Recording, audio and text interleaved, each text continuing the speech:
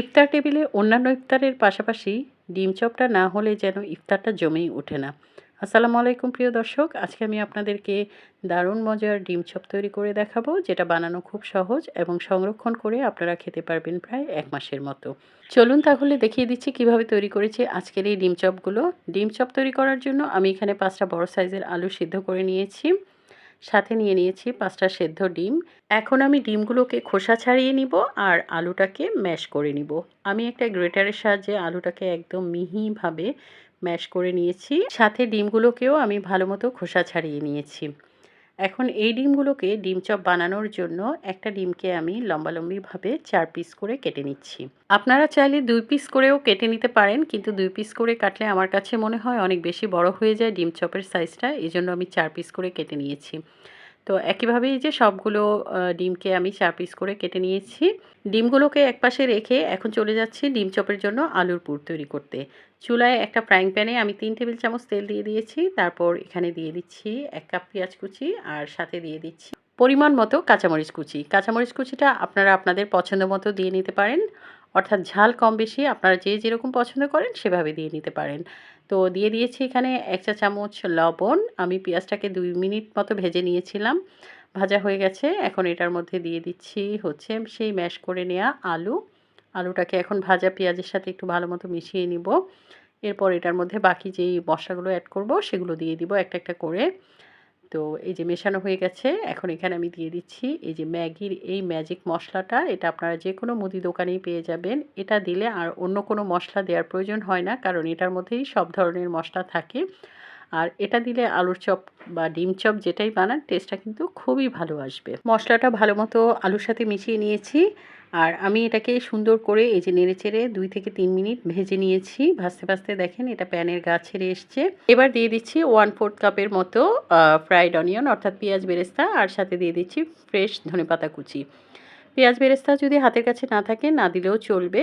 তো নেড়েচেড়ে মিশিয়ে আর ১ মিনিট মতো রান্না করে নিলেই তৈরি হয়ে যাবে ডিম চপের জন্য দারুণ মজার আলুর পুর। এই আলুটা দিয়ে আপনারা চাইলে কিন্তু আলুর চপও তৈরি করতে পারেন। আলুর পুরটা তৈরি হয়ে গেছে। এখন এটাকে চুলা থেকে নামিয়ে নিচ্ছি। একটা বোলে ট্রান্সফার করে নিব। এটাকে ঠান্ডা হওয়ার জন্য একপাশে রেখে দিব।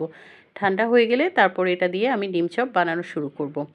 তো ১০ মিনিট পর এই যে আলুর পুরটা ঠান্ডা হয়ে গেছে। ডিম চপ বানানোর জন্য আলুর পুর এখন একদম রেডি। তো আমি কিছু পরিমাণ আলু হাতে নিয়ে আঙুল দিয়ে একটু প্রেস করে নিয়েছি। এবার মাঝখানে একটা স্লাইস করে রাখা ডিম দিয়ে এভাবে ঘুরিয়ে ঘুরিয়ে তারপর হচ্ছে ডিম চপের শেপ দিয়ে নিচ্ছি। তো এটা দেখে নিশ্চয়ই বুঝতে পারছেন কিভাবে তৈরি করে নিয়েছি। আপনারা একবার দেখলেই পারবেন ইনশাল্লাহ। একটা ডিম চপ আমি রেডি করে নিয়েছি। একইভাবে আমি সবগুলো তৈরি করে নিব। তো আপনাদের সুবিধার্থে আরেকটা দেখিয়ে দিচ্ছি। হাতে কিছু আলুর পুর নিয়ে আঙুল দিয়ে একটু প্রেস করে মাঝখানে একটা স্লাইস করে রাখা ডিম দিয়ে ব্যাস এভাবে ঘুরিয়ে ঘুরিয়ে ডিমটাকে একদম ঢেকে দিয়েছি আলুর পুর দিয়ে। তৈরি হয়ে গেছে আমার আরেকটা ডিম চপ। প্রিয় দর্শক, আপনারা যদি আলুর পুরটা এভাবে ভেজে ডিম চপ বানান তাহলে কিন্তু আমি 100% গ্যারান্টি দিয়ে বলছি আপনারা আর অন্য কোনোভাবে ডিম চপ বানিয়ে খাবেন না। সবগুলো ডিম চপ আমি একইভাবে তৈরি করে নিয়েছি। এখন সবগুলো ডিম চপ আমি কোট করে নিব।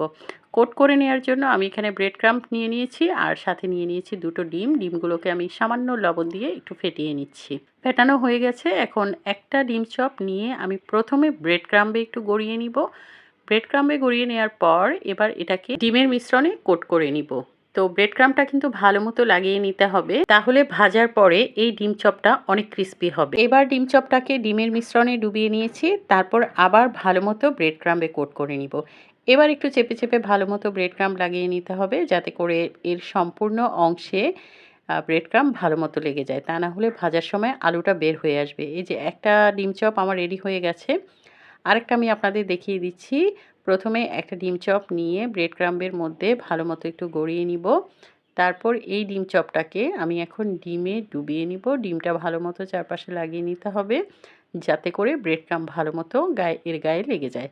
এখন হচ্ছে ভালো মতো আবার ব্রেড ক্রাম্বের মধ্যে গড়িয়ে নিচ্ছি। সম্পূর্ণটাতে আমি ভালো মতো চেপে চেপে ব্রেড ক্রাম্ব লাগিয়ে নিচ্ছি।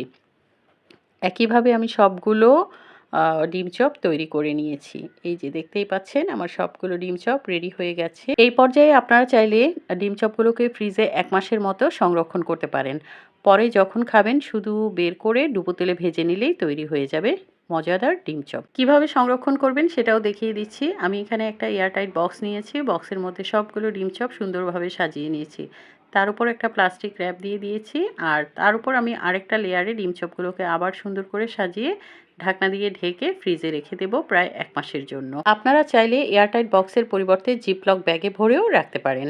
তো কিছু ডিম চপ আমি আপনাদের ভেজে দেখাচ্ছি। এটা আসলে দেখতে বা খেতে কেমন হয়েছে।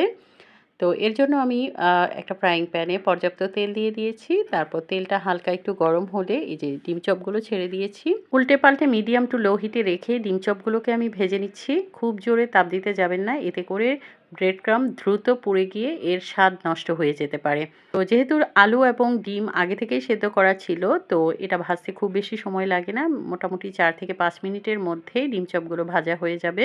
ডিম চপগুলো ভাজার সময় অবশ্যই ডুবো তেলে ভাজার চেষ্টা করবেন। কম তেলে ভাজতে গেলে চপগুলো ভেঙে যেতে পারে। গোল্ডেন ব্রাউন কালার হয়ে যাওয়া পর্যন্ত ভাজবেন। আর আমার এই যে ডিম চপগুলো উপরটা একদম গোল্ডেন ব্রাউন কালার হয়ে গেছে। আমি একটা একটা করে ডিম চপ তেল থেকে তুলে নিচ্ছি। তো সবগুলো ডিম চপ আমি তেল ঝরিয়ে তুলে নিয়েছি। আমার এই ডিম চপগুলো পরিবেশনের জন্য একদম প্রস্তুত। যে কোনো ধরনের সস দিয়ে পরিবেশন করতে পারেন আপনারা।